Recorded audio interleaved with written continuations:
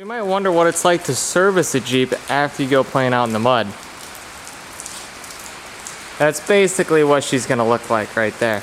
Now I did power wash the outside of it, but unfortunately it started raining after we got back from the off-road park, and the power washer must have ran out of gas or something right when I went to do this. But we did try a few different things where we hooked up my neighbor's Jeep to it, my Wrangler to it over there, side by sides, even chaining them, you know, everything. Couldn't get it pulled out. Ended up having to pay the park $50 to come rescue me, but they were pretty quick about it, so that was sweet. So I went ahead, and in the video you could see that the mud was, you know, all over the bumper and the front wheel area. So I popped the cap off this differential here. You stick your finger in there, pure, just nasty milkshakes color. Normally what happens is if these are in the mud, they get overfilled, so when you pop this drain off, they start flying out at you, but this one's right level and it's still just disgusting. So we're gonna go ahead and we're gonna drain this out. So you might wonder what it's like to service a Jeep after you go playing in the mud. The right way to do it anyways. You could just send it, but we'll go ahead and do it right. Unfortunately, the power washer must have ran out of gas or something. I started doing the outside and the front frame area and just died on me, so I didn't get a chance to do the engine bay area. But that's what she looks like after getting pulled out of the mud. What we're doing here is to get the drain off, you use a ratchet like this, but the problem is it gets packed with mud, so you gotta clean out with the screwdriver.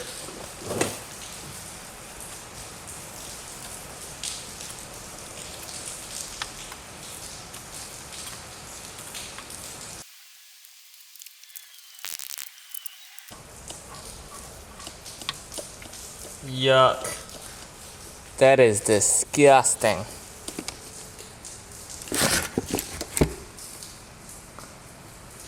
So you can see the inside that socket fits a ratchet pretty good. With the differential all drained, plug back in. Next step, we need to put new gear oil in. So in the differentials of the Jeep, it is safe to use just normal 80/90. When you do the training transfer case, you need to do GL-1. That doesn't have zinc additives that eat the brass inside the transmission synchro. But for the axles, there's no brass, so we're going to go ahead and use this. It's a messy job, so I'm going to put the camera down and just do my work.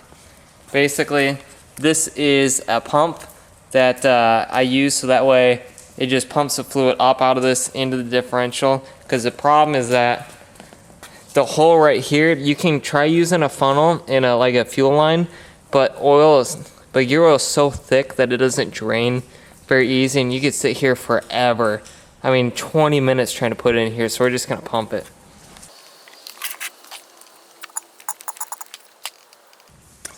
Now this thing is really hard to squeeze, and you can't squeeze it fast because it just pushes up against you.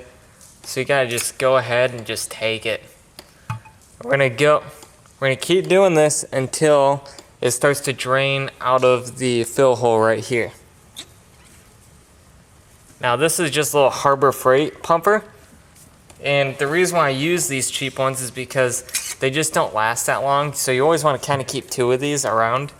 I don't know if it's just the oil destroys the insides of these things, but the seals ended up on my last couple just getting pushed around and they started leaking, and I'm sure using this heavy oil does not help. Okay, so we pull this out. See, it's right there at the edge where it's starting to leak. So that's how we know it's full. Only took us about 3.5 minutes. Not bad. Now, even though we didn't get the backside of this Jeep muddy, I've never messed with the differentials in this. My grandpa's the one that restored it, and I don't know the last time that he's checked all this before I took ownership of it. It's actually not bad. But I figured, you know what, while we got the tools out, we're here, we're in the mood, let's just go ahead and get her done. But that actually looked pretty good. So just put some fresh stuff in there. I mean, I'm gonna end up just kind of doing a full service of this thing while we're at it taking video. If I could give one word of advice here, the plugs for the differential, it's not the hatch to a submarine. you just make sure it's in there good and tight, you know, just like any other bolt. But you don't need to wail on it with a hammer 50 times to make sure it's shut. The next step is super fun, I promise. Wait till you get to see what we're gonna do.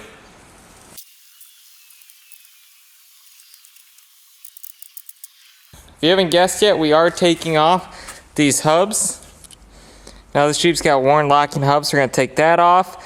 And then that's to get to the wheel bearings on the inside. Then we're gonna take the drum off, and you're gonna see why here in a second. I actually misspoke. These are international locking hubs, which makes sense because the whole family's in international tractors.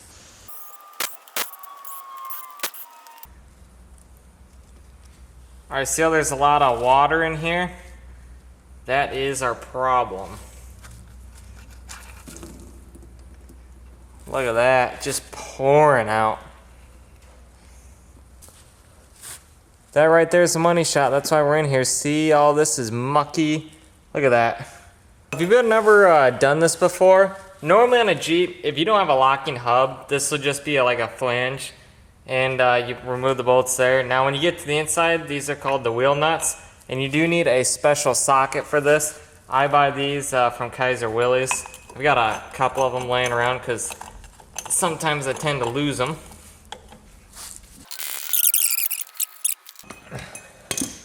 Now to get the washer out, might take 2 screwdrivers because you kind of gotta finagle it out of here.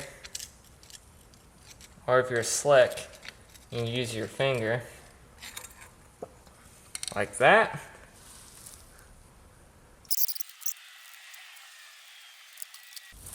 Now if you're a baller like me and you got 2 magnets on a stick, check this out. Bada bing, bada boom. I'm like a surgeon out here. Well, we got the nuts out of here. Depending how you want to look at this situation, in the ideal world for easy maintenance, you should be able to grab this hub and slide it right off. Well that's not good. That is not what I meant there. Wow. Okay, now this is super interesting because obviously this is wrong. So what's supposed to happen is that hub would normally sit on the back side of this. So the lug studs would pass through that, then through the hub, keeping them both together as one same piece.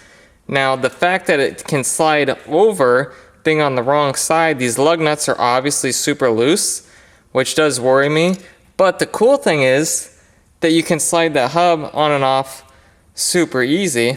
Because the front is held on by those little wheel nuts, this whole assembly comes off pretty easy on itself anyways. But for the rear of the Jeep, I wonder if you could get away with that, because the rear of the Jeep is just, it's miserable to get the center hub off of the back, which I've shown in another video taking the submarine apart.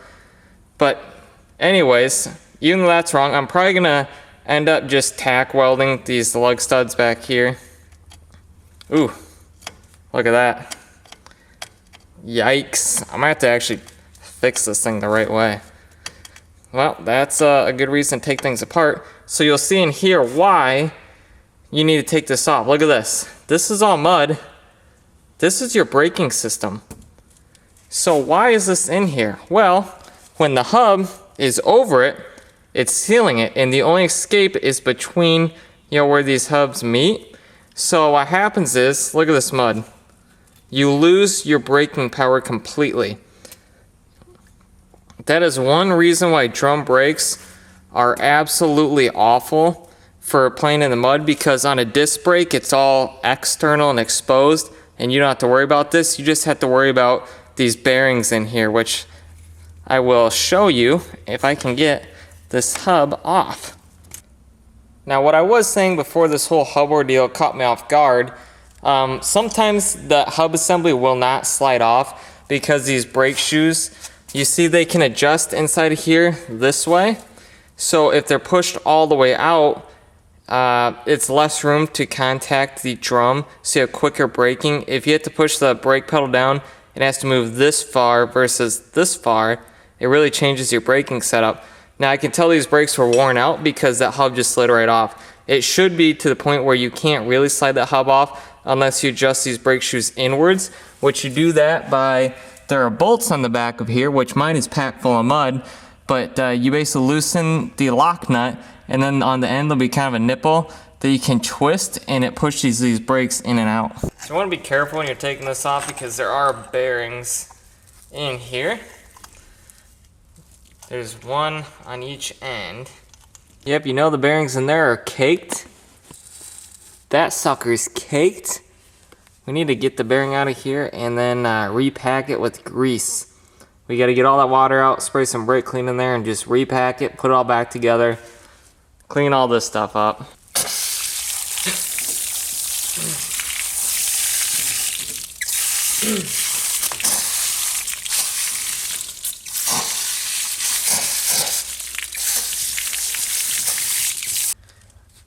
We got her all cleaned up pretty. One thing you want to check while you're in here, because it's always a good idea, just check your brake pads here. Make sure it's about the same thickness all the way around. Sometimes these are adjusted improperly. One side could be super thin while the other side pretty thick. And it looks like we've got a lot of life left on here, so I'm not even going to worry about changing them. They look pretty good. Here are the bearings, packed full of mud. And then this is the seal that sits on the back side of the hub. It doesn't really seal anything, as we can all see here. Now, if you are lazy like I was from circa 2015 to 2019, yeah, I kept just diving my green Jeep in the mud, and I changed the gear oil, but I was like, nah, I'm not going to change the wheel bearings. I waited so long to mess with those wheel bearings that one day, gosh, it had been last summer, I drove it into town, and then got back, and the moment I hit the driveway, the Jeep just kind of locked up. And drug it in the shop and found out that the wheel bearings were totally rotted, and I have a clip of that here. This one had it running, driving pretty decent. Restored it quite a few years ago. Never really had to do any major maintenance on it. Now, I have been playing in the mud quite a bit, which is awesome. It does not move very far. It just goes a little bit. The balls have actually fallen out of the bearing, and you can see it's just all rusty and destroyed. What probably happened is the water and the mud got in there, got out the grease, started to rust. These little balls start to catch as they lose lubricant, and then they fall all over the place, and then they jam your wheels. So that's disgusting. This back one, you can see, does not want to roll anymore, just wants to kind of fall apart. You can see it's all screwed up. Alright, so we're going to go ahead, we're going to do the smart thing, and we're actually going to hose these out because they're so disgusting. Normally water and this stuff doesn't mix. Well, hey, we're going to inspect it, clean it with brake clean, and then repack them with grease.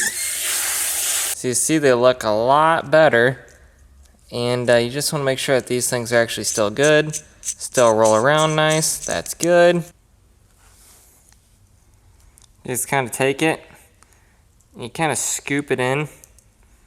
That way it pushes it all through the inside of those rollers right there. It's kind of one of those things where you learn as you go what kind of works best and what doesn't.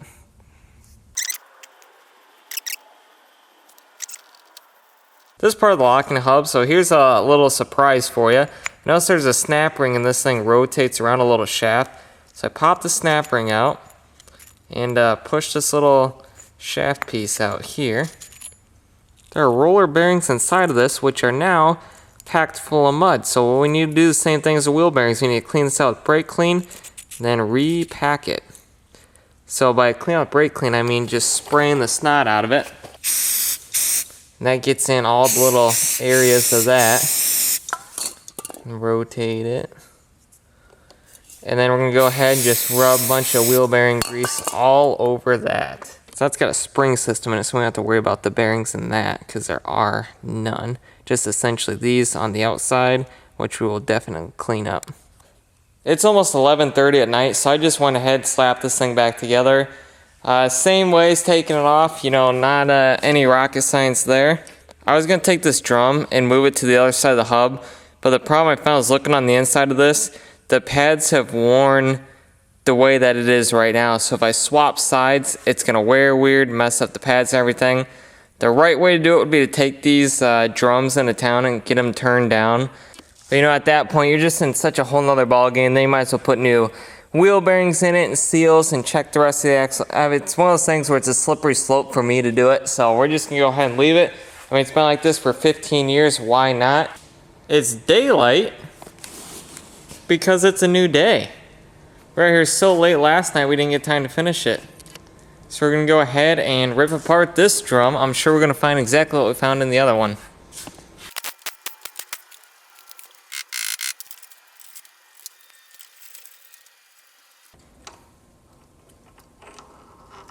That one actually is not nearly as bad as the other side.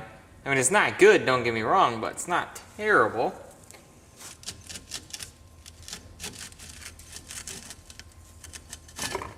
Oh yeah, that's a mess. Dirty, dirty mess. That only took us 3 minutes.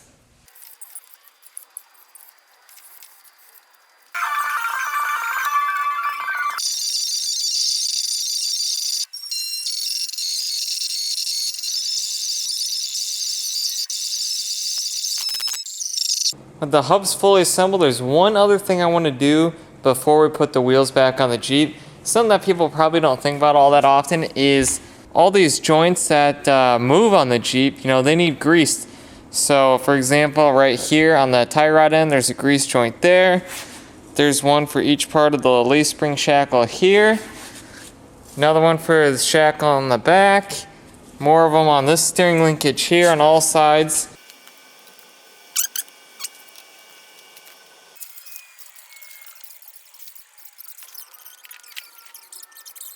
We've got the passenger side wheel all adjusted. Now we need to get the driver's side all adjusted. I've already adjusted this brake shoe, so I left this one so I can capture it on video. So there's a nut right here and a bolt that protrudes through it. So this is essentially your adjuster right here. It's kind of a flat piece of metal, and this nut is more of a jam nut that locks it in place. So this bolt is kind of an irregular shape where it's a lobe. So if you move it, it pushes up against that brake pad in here, in or out. So you're going to see what we're looking for here in a second.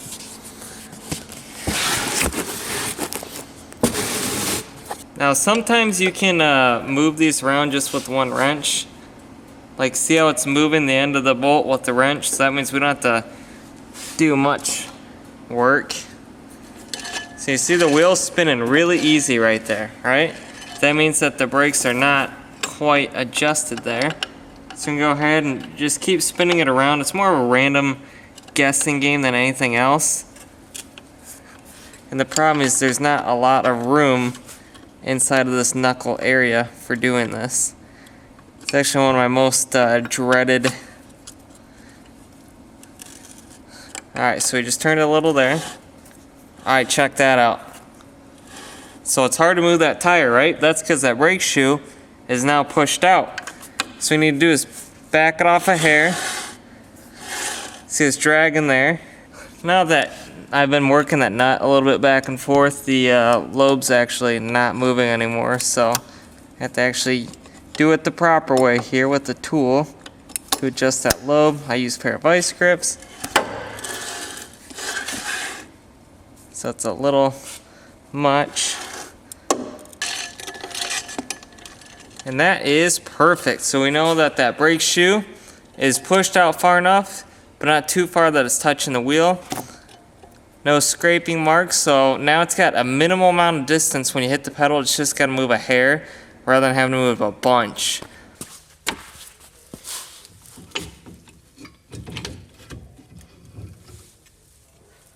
Huh, that one's actually not bad at all. We really don't need to do anything to the rear end. The other thing you want to really be sure that you do, now this thing's so packed full of mud back here, but there is a grease zerk somewhere around here where the rear wheel bearing is. It's actually inside the axle housing. Go ahead and grease that, because if you don't grease that, then your wheel bearing's running dry. So we're going to go ahead and just clean up this little bit, grease that, call it a day. Easiest rear hubs to remove than any other Jeep I've ever owned. Crazy. Let's see what we got in here. Again, not bad at all. I mean, had we known it would have looked like this, I wouldn't even taken it apart, but just a good thing to go ahead and check anyways while we were doing the front. Got the rear wheel lifted up here, And I was just draining out the fluid here, and I thought, well, let's spin the wheel around. There's a lot of dirt and debris inside of here, so since we've already got the transfer case draining, we're going to go ahead and take this off and just clean it out. You do actually have to have the oil drained, because when you go to slide this out, it also pulls out the output yoke and oil just drains anyways. So the drain on the transfer case is down here, while the fill plug is right there. Yep, the old parking brake is filled with mud. Probably because when we were in the dirt and I had it turning, it just slowly kind of buried itself in. So go ahead and get all that cleaned up. That is much, much better. Already gone through the pleasurable experience of draining the transmission and transfer case and refilled them. That's done. So we need to go ahead and check the master cylinder reservoir down there, make sure it's got plenty of fluid. And then this does have a neat feature on it. It's a recirculating oil system. So rather than having to do an oil change in this particular engine, it self-cleanses itself. And about a quart of oil every time you drive it magically disappears, so I just keep putting new oil in. And you know it's working because there's magical blue smoke that comes out of the muffler. Pretty neat. Time for a cold start. We got everything finished, so we can go ahead and take her for a rip and see how she feels.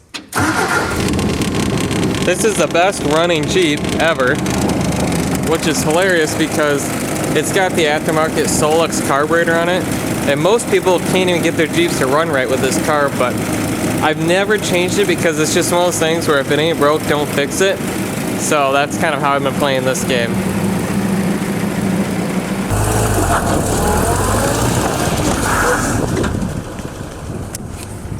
Alright guys, I'm going to show you a secret. You can't tell anybody, alright? Don't tell the people in the comment section. I've owned my grandpa's Jeep since 2018. I've had her for 2 years now, almost to the date. Unfortunately, just doesn't get driven a lot, especially last year with the whole prepping for the Moab trip, building the school bus, fixing the submarine, then I bought the RX-7. Just never really had a chance to drive this, so the only time we've ever driven it in the last year or so has been bopping around the backyard here. But super nice, solid, clean Jeep.